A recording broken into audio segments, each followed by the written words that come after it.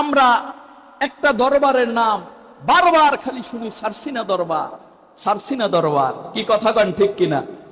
সারসিনা আমাদেরকে কি দিয়েছে, এই বাংলার মানুষকে কি উপহার দিয়েছে আপনাদের কি বলবো? সারসিনার পীরে মরহুম আল্লামা আবু জাফর মোহাম্মদ সালেহ রহমাতুল্লাহ আলাই, আমি সারসিনার পড়ছি, সারসিনার মাদ্রাসার একেবারে পাশের গ্রাম আমার। আমি ওই মাদ্রাসার ডাল চাল খেয়ে মানুষ হয়েছি। গর্বের সাথে বলি, গর্বের সাথে বলি, সারসিনা দরবারের ডাল চাল খেয়ে আমি মানুষ হয়েছি। আমার মতো হাজারো লক্ষ মানুষ আলেম হয়েছে ওই দরবারের ডাল চাল খেয়ে। মারহাবা কন। সারসিনার পীরে মরহুম আবু জাফর মোহাম্মদ সালেহ রহমাতুল্লাহ আলাই মাহফিলের মঞ্চে, ইন দ্য মেন টাইম তৎকালীন প্রেসিডেন্ট এদেশের মরহুম হোসাইন মোহাম্মদ এরশাদ, তিনি গেলেন মঞ্চে। তিনি গেলেন, পীরে মরহুম আবু জাফর মোহাম্মদ সালেহ রহমাতুল্লাহ আলাই বললেন, প্রেসিডেন্ট সাহেব, বলে হুজুর বলেন। বলে আজ রবিবার, আপনি আসছেন, এদেশের সরকারি ছুটি তৎকালীন সময় ছিল রবিবার, শুক্রবার হয় নাই। কি মুরব্বী যারা আছেন, সব প্রথম সময় কি শুক্রবার ছুটির দিন ছিল? তিনি দাবি করলেন, প্রেসিডেন্ট সাহেব, এদেশের শতকরা 90% লোক মুসলমান, জুমা হলো আমাদের সপ্তাহের শ্রেষ্ঠতম দিন। ইবনু মাজার মধ্যে আছে, ইন্না ইয়াউমাল জুমাতে সাইয়্যিদুল আইয়াম, জুমা হলো সপ্তাহের সেরা দিন। জোরে কোন সুবহানাল্লাহ। এই জুমার রাত, আজ যে রাত আমরা অতিবাহিত করছি, এই রাত হলো দোয়া কবুলের রাত। মারহাবা বলবেন না? তিনি বললেন, আজ যদি জুমার দিন, যদি সপ্তাহের শ্রেষ্ঠতম দিন আমার আল্লাহ করেন, আর এই দিনটা যদি আমার বাংলাদেশে ছুটির দিন হয়, এদেশের মানুষগুলো সুন্দরভাবে জুমার নামাজটা আদায় করতে পারবে। সুবহানাল্লাহ বলেন। হুজুর আপনি কি বলতে চান? বলে আমি কি বলতে চাই আপনি বুঝেন নাই? আমি সপ্তাহে শুক্রবার এই দিনটা আমি ছুটির দিন চাই। সুবহানাল্লাহ বলেন।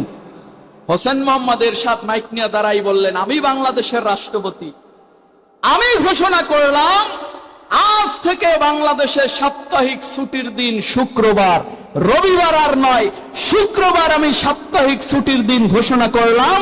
এদিন আমার মুসলমানের সন্তানেরা তারা জুমার নামাজ আদায় করবে। জোরে কন্যা মারহাবা। তাহলে সারসিনা দরবারের অবদান এদেশের প্রতি আছে না নাই? জোরে কন্যা আছে না নাই? আজ শুক্রবারে আমরা সর্বাগ্রে জুমায় যেতে পারি, দীর্ঘ সময় ইমাম সাহেবের জবানে আলোচনা শুনতে পারি, একটু বেশি সময় ইবাদত করতে পারি, ঠিক কিনা বলেন? আরেকবার তৎকালীন প্রেসিডেন্ট হোসেন মোহাম্মদ এরশাদ গেলেন মাহফিলে।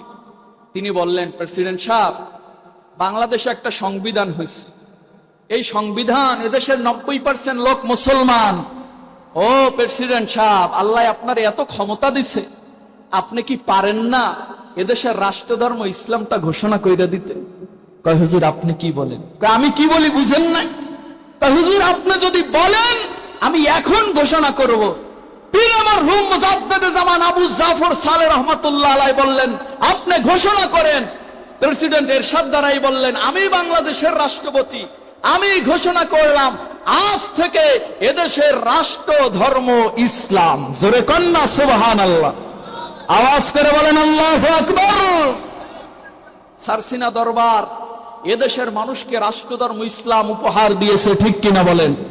এদেশে সাপ্তাহিক ছুটির দিন শুক্রবার উপহার দিয়েছে, ঠিক কিনা বলেন? শুধু তাই নয়, 1963 সাল পাকিস্তান, তৎকালীন পাকিস্তানের প্রেসিডেন্ট আইয়ুব খান, তিনি আসলেন। আসার পরে পীরে মরহুম মুজাদ্দিদে জামান আবু জাফর সালেহ রহমাতুল্লাহ আলাইহি বলেন, প্রেসিডেন্ট সাহেব, আপনি আসছেন একটা ফুল প্যান্ট পরে, আপনার সাথে যত মিলিটারি আসছে, যত বাহিনী আসছে, সবাই দেখতেছি হাফ প্যান্ট। আজকে জুমার দিন শুক্রবার, কেমনে এরা নামাজটা আদায় করবে? কয় হুজুর কি করব? বলে কি করবেন আপনি বুঝেন না?